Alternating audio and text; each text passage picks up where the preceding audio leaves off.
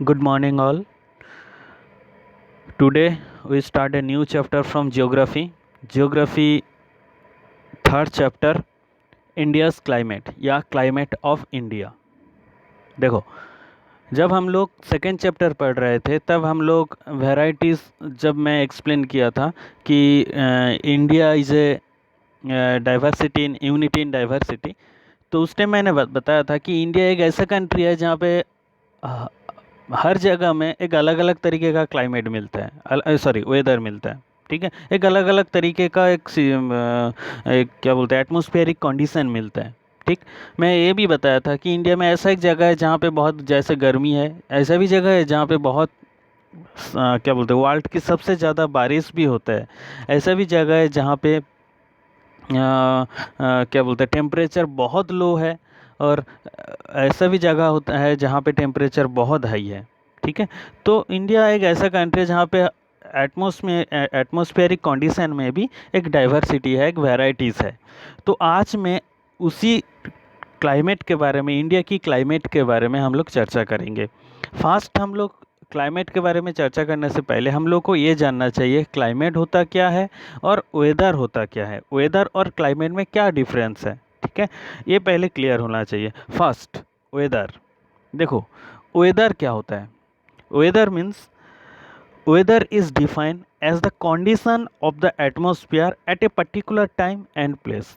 देखो, किसी भी एक पर्टिकुलर प्लेस का एक पर्टिकुलर टाइम में जो एटमॉस्फेरिक कंडीशन है।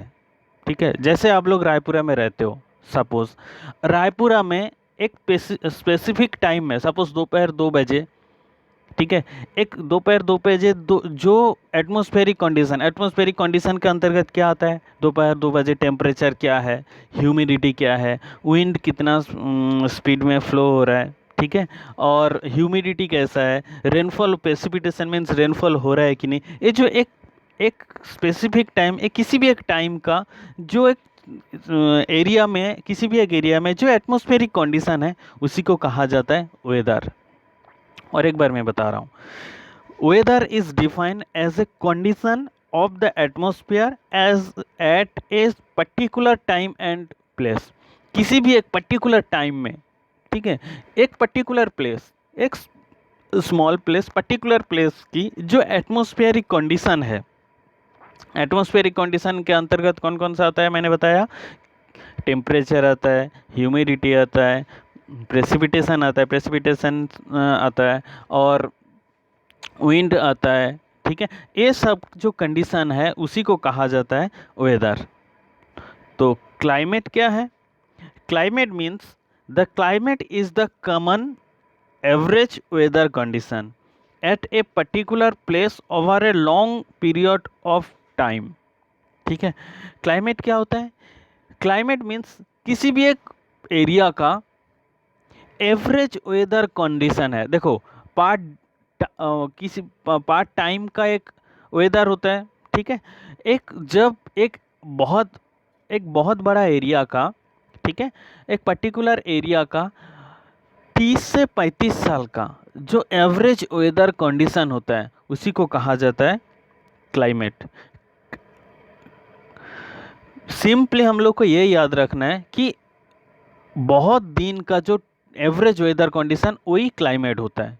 ठीक है, वेदर मतलब किसी भी एक पर्टिकुलर टाइम में पर्टिकुलर प्लेस का जो वेदर एटमॉस्फेरिक कंडीशन है वही वेदर है। और क्लाइमेट क्या होता है कि एवरेज वेदर कंडीशन 30 से 35 साल का एवरेज वेदर कंडीशन है क्लाइमेट में। और एक बार, क्योंकि ये दोनों दो चीज़ क्लियर हो जाना चाहिए।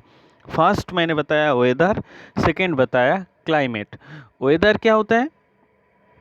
एक किसी भी एक एरिया का, मैं एक एग्जांपल के साथ समझाना चाहता हूँ। फर्स्ट मैंने जो बताया, किसी भी एक एरिया, सपोज आप लोग जिस एरिया में रहते हो उस एरिया का किसी भी एक टाइम, प्रॉपर टाइम, ठीक है, या शाम को या सुबह, जो एटमॉस्फेरिक कंडीशन रहता है, एटमॉस्फेरिक कंडीशन के अंतर्गत टेम्परेचर कैसा है सुबह, या रेनफॉल हो रहा है कि नहीं, या विंड बह रहा है कि नहीं, ठीक है, ह्यूमिडिटी क्या है, ये जो कंडीशन है किसी भी एक टाइम का, वही होता है वेदर। ठीक, और क्लाइमेट क्या होता है? क्लाइमेट मतलब 30 से 35 साल का जो एवरेज वेदर कंडीशन है किसी भी एक प्लेस का, ठीक है, उसी को कहा जाता है क्लाइमेट। ठीक, तो ये होता है वेदर और क्लाइमेट। नेक्स्ट है what is the difference between weather and climate. देखो,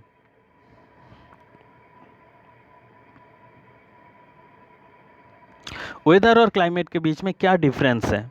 first, weather is the condition of the atmosphere in a specific place at a given point in time. जो मैंने आप लोगों को बताया था, वेदर एक कंडीशन है, एटमॉस्फेरिक कंडीशन है। देखो, कंडीशन ऑफ द एटमॉस्फेयर मतलब एटमॉस्फेरिक कंडीशन है इन अ स्पेसिफिक प्लेस, किसी भी एक प्लेस का, at a given point in time, किसी भी एक प्रॉपर टाइम का। ठीक है, दिस एटमॉस्फेरिक कंडीशन में take place day by day, minute by minute और सीजनली। और ये जो वेदर कंडीशन लिया जाता है हर मिनट में, हर क्या बोलते हैं, हर डे में लिया जाता है। ठीक है, हर टाइम एटमॉस्फेरिक कंडीशन लिया जाता है। और क्लाइमेट क्या होता है, well climate is the average weather condition over a place and it mostly take place after 30 year of time. Climate जो होता है वो एवरेज वेदर कंडीशन होता है और ये 30 से मोर देन 30 साल का, ठीक है, 30 साल से ज़्यादा टाइम का एवरेज वेदर कंडीशन ही क्लाइमेट होता है। नेक्स्ट, वेदर में involve just one condition of the atmosphere. किसी भी एक कंडीशन का, एटमॉस्फेयर की एक कंडीशन को लेके ही वेदर होता है। बट क्लाइमेट एक कंडीशन नहीं, पूरा ऑल ओवर वेदर कंडीशन, पूरा जितना भी वेदर कंडीशन है फैक्टर से पूरा लेके होता है climate. Next, weather occurs in a place within a short period. Weather जो होता है किसी भी एक शॉर्ट पीरियड का, ठीक है, शॉर्ट पीरियड मतलब का एक सुबह लिया जाता है, शाम को लिया जाता है, दोपहर को लिया जाता है। ये जो किसी भी एक मतलब जो गैप होता है वो बहुत ही कम गैप होता है। ठीक है, शॉर्ट पीरियड में वेदर लिया जाता है। But climate take place over long period of time. Climate जो लिया जाता है वो बहुत लॉन्ग पीरियड में लिया जाता है। Weather change within a, अच्छा, weather is what you get on a daily basis. Weather daily basis में होता है, मतलब क्लाइमेट डेली बेसिस में नहीं, लॉन्ग टाइम में लिया जाता है। Next, weather change within a short time. Weather किसी भी टाइम चेंज हो सकता है, मैं आप लोगों को बता रहा हूँ। अब देखिए, आज सुबह धूप है, दोपहर में बारिश हो गया, इसका मतलब वेदर चेंज हो गया। ठीक है, या शाम को ठंडा बहुत गर्मी हो रहा है तो वेदर फिर चेंज हो रहा है। लेकिन क्लाइमेट चेंज होने में कई डिकेड लग जाता है, कई साल लग जाता है, कई सेंचुरी भी लग जाता है वेदर चेंज होने में। ठीक है, नेक्स्ट, वेदर जी को जो स्टडी करते थे, scientific study of weather is called meteorology. ठीक है, मैं जो वेदर को जो स्टडी करते हैं उन लोगों को मेट्रोलॉजी कहा जाता है, और जिन लोग स्टडी करते हैं उन लोगों को मेट्रोलॉजिस्ट कहा जाता है। और क्लाइमेट को जिन लोग साइंटिफिकली स्टडी करते हैं उन लोगों को क्लाइमेटोलॉजिस्ट कहा जाता है, और उस स्टडी को कहा जाता है क्लाइमेटोलॉजी। ठीक है, ये होता है वेदर और क्लाइमेट के बीच बेसिक डिफरेंस। ठीक, नेक्स्ट, वेदर और क्लाइमेट का एलिमेंट्स कौन कौन सा है। वेदर और क्लाइमेट का बेसिकली 5 एलिमेंट्स हैं। फर्स्ट है टेम्परेचर, मीन्स तापमान। सेकंड प्रेशर, ठीक है, wind pressure. Next third wind. Fourth humidity. Fifth precipitation. ठीक है, देखो ये जो 5 एलिमेंट है, ये 5 एलिमेंट के द्वारा वेदर और क्लाइमेट को मेजर किया जाता है। ठीक है, और एक बार मैं बता रहा हूँ, वेदर और क्लाइमेट में ये 5 एलिमेंट को ही मेजर किया जाता है। फर्स्ट है temperature, pressure, wind, humidity and precipitation. ठीक, ये 5 एलिमेंट के द्वारा वेदर और क्लाइमेट को मेजर किया जाता है। नेक्स्ट, देखो मैं थोड़ी देर पहले ही बताया था कि हर इंडिया में कुछ ऐसा भी जगह है जहाँ पे बहुत रेनफॉल होता है, इंडिया वर्ल्ड की सबसे ज़्यादा रेनफॉल होता है, और ऐसा भी जगह है जहाँ पे बिल्कुल रेनफॉल कई साल से रेनफॉल हुआ ही नहीं है, और ऐसा जगह है जहाँ पे साल भर क्या बोलते हैं आइस कवर है, और ऐसा भी जगह इतना ठंड है कि आइस कवर है, और इंडिया में ऐसा भी जगह है जहाँ पे साल भर क्या बोलते हैं बहुत गर्मी है। ठीक। और और इंडिया में ऐसा भी प्लेस है जहाँ पे मॉडरेट टेम्परेचर है, ना गर्म ना ठंडा। ठीक है। बट ऐसा जो क्लाइमेट की वैरायटीज़ है, क्लाइमेट की जो डिफरेंसेस है, वो ऐसा क्यों है, ऐसा क्या फैक्टर्स है जो क्लाइमेट को कंट्रोल करते हैं, क्लाइमेट के ऊपर इफेक्ट लाता है, वही हम लोग डिस्कस करेंगे। फर्स्ट जो फैक्टर्स है वो है लैटिट्यूड। देखो लैटिट्यूड तुम लोग पढ़े होंगे। ठीक। लैटिट्यूडनल वेरिएशन में क्लाइमेट चेंज हो जाता है। ठीक है। लैटिट्यूडिनल वेरिएशन में क्लाइमेट के ऊपर इफेक्ट आता है। जैसे मैं आप लोगों को बता रहा हूँ, यहाँ पे देखो जो मेन लैटिट्यूड है आप लोग को यहाँ पे दिख रहा है, equator, tropic of cancer and tropic of capricorn, ये आप लोग तो जानते ही होंगे। ठीक। तो इक्वेटर के ऊपर हमेशा सन रेस, जो सन रेस पड़ता है वो डायरेक्टली फॉल होता है। मैं आप लोग को सेकंड में दिखा रहा हूँ, ये देखिए इक्वेटर के ऊपर जो सोलर एनर्जी आ रहा है वो डायरेक्ट पड़ रहा है, इसीलिए एक स्मॉल प्लेस के ऊपर वो रेनफॉल। देखिए आप दोनों में डिफरेंस करिए, place A and place B दोनों में इक्वली सनराइज जा रहा है, लेकिन प्लेस ए में देखिए बहुत ही छोटा एरिया को हीट कर रहा है, लेकिन प्लेस बी में देखिए एक लॉन्ग एरिया को हीट कर रहा है। इसके पीछे मेन रीज़न ये है कि इक्वेटर के पास हमेशा सन रेज जो होता है वो डायरेक्ट फॉल होता है, बट पोलर एरिया में सनरेज क्या होता है, एंगुलर फॉल्स होता है, इसलिए ज़्यादा एरिया को हीट करना पड़ता है। इसलिए जिस एरिया में ज़्यादा एरिया को हीट करना पड़ेगा उस एरिया में तो क्या बोलते हैं गर्म होगा ही नहीं, ठंडा महसूस होगा। इसलिए इधर देखिए कि इक्वेटर के पास हमेशा हॉट है। ठीक है। ये देखिए इक्वेटर के पास हमेशा हॉट है। धीरे धीरे जितना पोलर एरिया की तरफ जाएगा उतना टेम्परेचर कम होते जाएगा, और हमेशा पोलर एरिया में जो होता है वो क्या बोलते हैं, यहाँ पे जो हाई लिखा है ये हाई प्रेशर है। ठीक।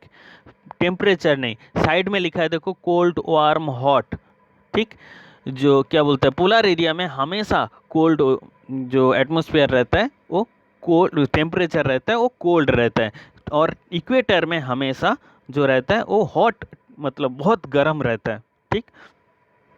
ये देखिए इसमें आप लोगों को क्लियर हो जाएगा, इक्वेटर के पास सनरेज बहुत ही छोटा एरिया में पड़ रहा है, बट जितना पोलर एरिया की तरफ जाएगा उतना एंगुलर डिस्टेंस में सनरेज आएगा, जिसके कारण इक्वेटर से जितना दूरी होगा उतना टेम्परेचर, अर्थ टेम्परेचर क्या बोलते हैं कम होते जाएगा। इसलिए इक्वेटर के पास टेम्परेचर हाई होता है, इक्वेटर से जितना दूर होगा उतना टेम्परेचर क्या बोलते हैं उतना कम होते जाएगा। इसीलिए कहा जाता है कि लैटिट्यूडिनल वेरिएशन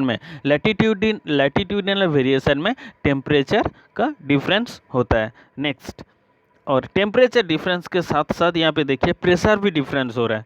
जहाँ पे हॉट होगा वहाँ पे लो प्रेशर होगा, जहाँ पे गर्म ज़्यादा होता है वहाँ पे लो प्रेशर होता है, और लो प्रेशर होने के कारण रेनफॉल होता है। ठीक है। और जहाँ पे कोल्ड एरिया है वहाँ पे हाई प्रेशर होता है। इसलिए इक्वेटर के पास हमेशा लो प्रेशर रहता है, बहुत गर्मी के कारण लो प्रेशर रहता है, इसलिए बारिश ज़्यादा होता है। ठीक। और जितना क्या बोलते हैं हायर लैटिट्यूड में जाएगा उतना प्रेशर धीरे धीरे बढ़ते जाएगा, और क्योंकि कोल्ड एरिया में हमेशा प्रेशर हाई रहता है। ठीक।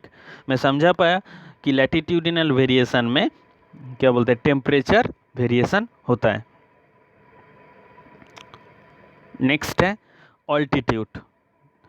मैं आप लोगों को बताया था, आप लोगों के मन में ये सवाल होता है कि आप लोग माउंटेन एरिया, हिमालय माउंटेन, कई माउंटेन एरिया में बहुत सारा टूरिस्ट प्लेस है। ठीक है। आप लोग गए होंगे, तो वो सभी हिमालय माउंटेन एरिया में हमेशा आइस कवर क्यों रहता है? हिमालय माउंटेन में आइस से क्यों कवर्ड रहता है? ऐसा क्या वहाँ उस एरिया का जो क्लाइमेटिक सिचुएशन की वहाँ पे हमेशा आइस कवर्ड रहता है, रेनफॉल बहुत ही कम होता है, स्नोफॉल होता है, ऐसा क्या है? इसके पीछे मेन जो रीज़न है वो है ऑल्टीट्यूड। ऑल्टीट्यूड मतलब क्या होता है, अर्थ सरफेस से जितना ऊंचाई, जो अर्थ सरफेस से जो हाइट है उसको ऑल्टीट्यूड कहा जाता है। ठीक। क्या रीज़न है मैं आप लोगों को बता देता हूँ। अर्थ सरफेस से जितना आप ऊपर जाओगे उतना टेम्परेचर कम होते जाएगा, वो जो टेम्परेचर कम होने का जो रेट है 6.4 डिग्री सेंटीग्रेड पर किलोमीटर, 1 किलोमीटर ऊपर जाओगे तो 6.4 डिग्री सेंटीग्रेड टेम्परेचर कम होता है। और हिमालय माउंटेन का जो हाइट है वो 8,848 मीटर, जिसका जिसका मेन जो क्या बोलते हैं माउंट एवरेस्ट है उसका हाइट है। इसका मतलब आप सोचिए कि जब 8 किलोमीटर ऊपर जाओगे तो टेम्परेचर कितना कम हो जाएगा, बहुत ज़्यादा। तो इसके कारण अर्थ सरफेस से हिमालय माउंटेन के ऊपर में हमेशा नेगेटिव में टेम्परेचर रहता है, ठीक है। और एक बार मैं बता रहा हूँ, अर्थ सरफेस से जितना आप ऊपर जाओगे उतना टेम्परेचर कम होते जाता है, कम होता है ट्रोपोस्फियर में, ठीक। उतना इसीलिए क्या होता है कि अर्थ सरफेस में ऊपर जाने के कारण टेम्परेचर ऊपर जितना जाओगे उतना टेम्परेचर कम होने के कारण ऊपर में टेम्परेचर धीरे धीरे लो हो जाता है। इसलिए अर्थ सरफेस से जो प्लेस ज़्यादा ऊपर में सिचुएटेड होगा वो प्लेस की उस एरिया की टेम्परेचर कम होगा, ठीक है। नेक्स्ट, डिस्टेंस फ्रॉम द सी। अच्छा, अब लोग कोस्टल एरिया में घूमे होंगे, किसी भी समुद्री प्लेस में गए होंगे। अब कोस्टल एरिया जाके देखिएगा, हमेशा क्या होता है, समुद्र की तरफ से एक ठंडा हवा बहते हैं, ठीक है। एक क्या बोलते हैं लैंड एरिया की तरफ एक ठंडा हवा बहता है। यहाँ पे आप फोटो में आप लोग को दिखा रहे हैं कि ओशन एरिया जो होता है, समुद्र इतना ज़्यादा उतना जल्दी हीट नहीं होता है जितना लैंड एरिया जितना जल्दी हीट हो जाता है। देखो, लैंड एरिया बहुत जल्दी हीट होने के कारण यहाँ पे आप लोग को दिख रहा है वार्म वार्म एयर, जो लैंड एरिया के पास जो एयर रहता है वो गर्म हो जाता है। गर्म होने के कारण गर्म हवा हमेशा हल्का होता है, लाइट होता है, वो हमेशा ऊपर की तरफ जाता है। ऊपर की तरफ जाके वो क्या होता है, देखिए ऊपर जाके क्लाउड फॉर्मेशन होता है और ये डायरेक्ट इधर कहाँ आ जाता है, ओशन एरिया के ऊपर। अब लोगों को इधर पिक्चर में समझ में आ जाएगा, ओशन एरिया की तरफ आ जाता है। और ओशन एरिया में तब उस टाइम ओशन एरिया का जो वाटर होने के कारण वो उतना जल्दी हीट नहीं होता है और वो ठंडा हवा रहता है। और ये ठंडा हवा सी ब्रेज के हिसाब से, मतलब समंदर की हवा के हिसाब से लैंड एरिया की तरफ हमेशा बहते रहता है, जिसके कारण हमेशा वो कोस्टल एरिया में जो आप लोग किसी भी कोस्टल एरिया में जाके देखोगे कि हमेशा एक ठंडा हवा समुंदर के साइड से बह रहा है। इसीलिए कोस्टल एरिया बहुत ही एक क्या बोलते हैं, बहुत ही एक सूटेबल प्लेस होता है हेल्थ के लिए, कि इस एरिया में जो हमेशा एक इक्विटेबल वेदर रहता है। गर्मी के टाइम उतना गर्मी भी नहीं रहता है, ठंडी के टाइम भी उतना ठंडा नहीं रहता है, ठीक है। तो इसीलिए कोस्टल एरिया से, मतलब समुंदर से जितना दूरी बढ़ेगा, ठीक है, वो कंट्रोल करेगा क्लाइमेट में। क्योंकि सी बेज है वो ज़्यादा अंदर तक लैंड एरिया में नहीं पहुंच पाता है, वो जस्ट कोस्टल एरिया में ही इफ़ेक्ट करता है, कोस्टल एरिया के ज़्यादा अंदर तक नहीं इफ़ेक्ट करता है। आप लोग छत्तीसगढ़ में रहते हो, छत्तीसगढ़ में उतना कोस्टल एरिया की इफेक्ट नहीं आता है। आप लोग किसी भी कोस्टल एरिया जैसे हैदराबाद, उड़ीसा, वेस्ट बंगाल, ठीक है, ये सब एरिया में, ये सब जगह में आओगे तो आप लोगों को कोस्टल एरिया की क्या बोलते हैं, समुंदर की जो इम्पैक्ट आप लोगों को दिखेगा कि कोस्टल एरिया सी के कारण उस एरिया का वेदर बहुत कंट्रोल है, टेम्परेचर कंट्रोल में है, ठीक है। इसलिए जो समुंदर से जितना दूरी बढ़ेगा उतना टेम्परेचर या उतना क्लाइमेट थोड़ा क्या बोलते हैं थोड़ा टेम्परेचर, जैसे मैं बता रहा हूँ, टेम्परेचर थोड़ा इंक्रीज होगा। ठंडी के टाइम में ठंडी भी बढ़ जाता है, ठीक है। Next,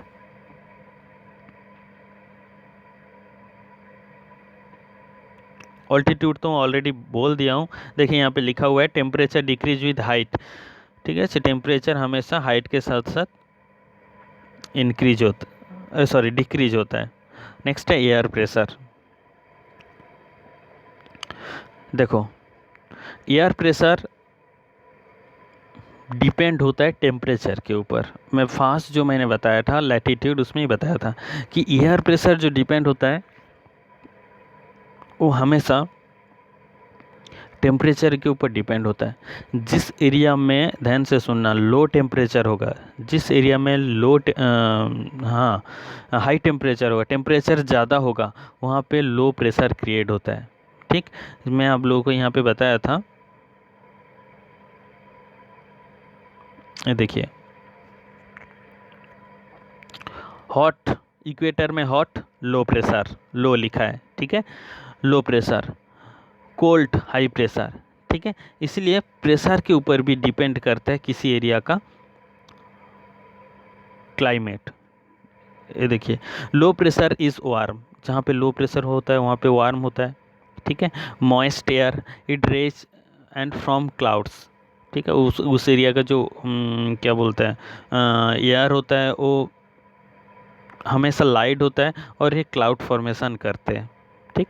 high pressure is cold, high pressure मतलब ठंडा होता है। ड्राई एयर, वो जो ड्राई एयर होता है, ठीक है, इट लिंग एंड क्रिएट क्लियर स्काइज, ठीक। इसका मतलब मैं आप लोग को बता देता हूँ, जहाँ पे लो प्रेशर होता है उस एरिया वार्म होता है, गर्म होता है, ठीक है। और इस एरिया में एयर में हमेशा क्या बोलते हैं वेपर रहता है, वाटर वेपर रहता है, ठीक है। इट रेज एंड ये ऊपर की तरफ जाते हैं एंड फ्रॉम क्लाउड्स, और क्लाउड क्या बोलते हैं बादल बनाते हैं। High pressure is cold, high pressure मतलब ठंडा होता है। ड्राई एयर रहता है, सूखा एयर रहता है। It sink and create clear sky, और ये क्लियर स्काई क्रिएट करता है।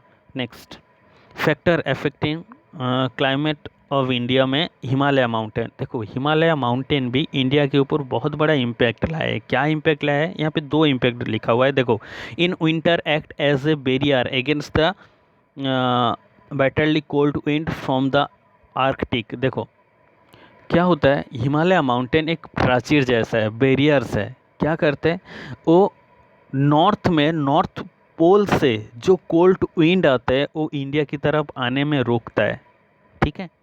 समझा पाया। और एक बार मैं बता रहा हूँ, हिमालय माउंटेन बहुत हाइट है, वो जस्ट घर के प्राचीर जैसा ही है। घर का प्राचीर क्या करते हैं, बाहर से किसी के आने में रोकता है। एक हिमालय अभी ऐसा ही करता है, बाहर से जो भी ठंडा हवा आता है नॉर्दर्न साइड से उसको इंडिया में आने में रोकता है। इसलिए इंडिया का क्लाइमेट उतना ठंडा नहीं होता है जितना नॉर्दर्न एरिया में है। नेक्स्ट समर एरिया में क्या करते हैं, in summer they tap the monsoon winds and bring rain into India.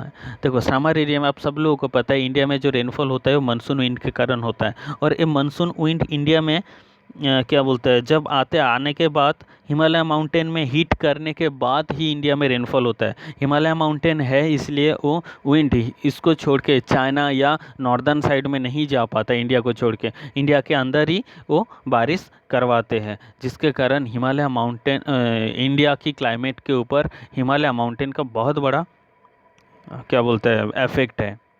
Next है human activity. Human activity climate को इम्पेक्ट करते हैं। आपको इस फोटो में क्लियर समझ में आ जाएगा कि ये देखो, ये जो इंडस्ट्रियलाइजेशन है, इतना इंडस्ट्री है, इंडस्ट्री होने के कारण पोल्यूशन इंक्रीज होता है, ठीक है। पोल्यूशन, ये देखिए पोल्यूशन इंक्रीज हो रहा है, पोल्यूशन अर्बनाइजेशन, ये सब के कारण क्या होता है, अर्थ की टेम्परेचर धीरे धीरे धीरे धीरे धीरे धीरे इंक्रीज हो रहा है, ठीक है। आपको समझ में आ जाएगा, बहुत इजी तरीके से समझ में आ जाएगा। आप किसी भी समर टाइम में आप कुछ दिन गांव में रहिए, कुछ दिन शहर में रहिए, अब लोगों को समझ में आ जाएगा कि गांव में कितना अच्छा टेम्परेचर, कितना अच्छा वेदर्स है, कितना अच्छा एनवायरनमेंट है। बट टाउन एरिया में बहुत ज़्यादा गर्मी है रूरल गांव से। इसका पीछे मेन रीज़न है ह्यूमन एक्टिविटी, क्योंकि टाउन एरिया में बहुत ज़्यादा इंडस्ट्री है, बहुत ज़्यादा क्या बोलते हैं कार्स चलने के कारण उस एरिया का पूरा एटमॉस्फेयर क्या होता है, पोल्यूटेड हो रहता है। पोल्यूटेड होने के कारण जितना पोल्यूशन बढ़ेगा उतना टेम्परेचर इंक्रीज हो जाएगा, ठीक है। इसलिए ह्यूमन एक्टिविटी भी क्लाइमेट को कंट्रोल करता है। तो 6 पॉइंट मैंने बताया, और एक बार मैं आप लोगों को फास्ट से बता रहा हूँ। फास्ट मैंने बताया लैटिट्यूड, ठीक है। लैटिट्यूडिनल वेरिएशन में क्लाइमेट चेंज होता है, ठीक। इक्वेटर के पास क्लाइमेट जो होता है वो हॉट क्लाइमेट होता है। जितना पोलर एरिया की तरफ जाओगे उतना टेम्परेचर कम होगा, कोल्ड होगा। नेक्स्ट है ऑल्टीट्यूड, जितना अर्थ सरफेस से ऊपर जाओगे उतना क्लाइमेट उतना टेम्परेचर कम होते जाएगा। नेक्स्ट है distance from sea, coastal area में मतलब समुद्र की किनारी एरिया में हमेशा क्लाइमेट थोड़ा क्या बोलते हैं इजी रहता है और थोड़ा हेल्थफुल रहता है, ठीक है, कि उतना हॉट नहीं रहता है और उतना कोल्ड भी नहीं रहता है, एक मेंटेन्स वेदर रहता है, ठीक। नेक्स्ट है एयर प्रेशर एटमॉस्फेयर को कंट्रोल करता है। जहाँ पे एयर प्रेशर लो होता है वहाँ पे टेम्परेचर क्या बोलते हैं, वहाँ पे टेम्परेचर हाई रहता है और उस एरिया में रेनफॉल होता है। और जहाँ पे एयर प्रेशर हाई रहता है उस एरिया में क्लियर स्काई रहता है। ठीक। नेक्स्ट है हिमालय माउंटेन भी इंडियन क्लाइमेट को कंट्रोल करता है। कैसे कि बाहर से नॉर्दर्न साइड से कोल्ड विंड को इंडिया में आने नहीं देते और इंडिया में समर टाइम में जो मानसून विंड आता है उसको मानसून विंड को रोकते हैं और इंडिया में रेनफॉल करवाते हैं। Next human factors. ठीक, टोटल 6 पॉइंट मैंने बताया, latitude, altitude, air pressure, distance from sea, Himalaya mountain and human factors. ये टोटल 6 फैक्टर्स हैं जो क्लाइमेट को कंट्रोल करता है। ठीक है, आज मैं आप लोगों को 4 टॉपिक पढ़ाया। फर्स्ट मैंने बताया था कि वेदर का डेफिनेशन, ठीक, क्लाइमेट का डेफिनेशन, ठीक है। नेक्स्ट वेदर क्लाइमेट का डिफरेंस। नेक्स्ट है कंट्रोलिंग फैक्टर्स ऑफ क्लाइमेट, ठीक है, या अफेक्टिंग फैक्टर्स ऑफ क्लाइमेट। ऐसा कौन कौन सा फैक्टर क्लाइमेट को अफेक्ट करता है। ठीक है, थैंक यू, नेक्स्ट क्लास।